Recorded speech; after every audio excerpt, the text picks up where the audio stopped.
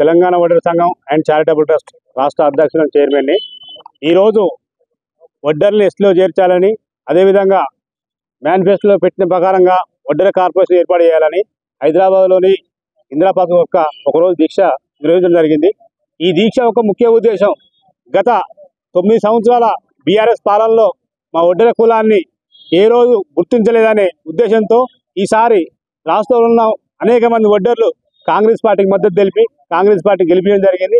అదేవిధంగా గెలిపించిన మరుక్షణం మమ్మల్ని ఏ పార్టీ అయితే బీఆర్ఎస్ పార్టీ వడ్డెర్లు గుర్తించలేని కాంగ్రెస్ పార్టీ ఆశ్రయిస్తే ఈ కాంగ్రెస్ పార్టీ ఆ బీఆర్ఎస్ పార్టీ లెక్కనే మమ్మల్ని మోసం చేస్తుంది. ఈ అసెంబ్లీ సమావేశాలు ప్రారంభంగా ఉన్నాయి కాబట్టి ఈ అసెంబ్లీ సమావేశంలో వారు ఇచ్చిన మాట ప్రకారం ఎలక్షన్ సందర్భంగా గౌరవ శ్రీ రాహుల్ గాంధీ గారు వడ్డెర కులాన్ని ఎస్టీలో చేరుతానని అనేక సందర్భాల్లో వారు బహిరంగ సభలో ప్రకటించారు. అదేవిధంగా అభయహస్తం మేనిఫెస్టోలో వడ్డెర కులానికి ప్రత్యేక కార్పొరేషన్ ఏర్పాటు చేసి సరిపడా నిధులు కేటాయిస్తారని గౌరవనీయులు పెద్దలు రేవంత్ రెడ్డి గారు సుధా వాళ్ళు మేనిఫెస్టో పొందడం జరిగింది.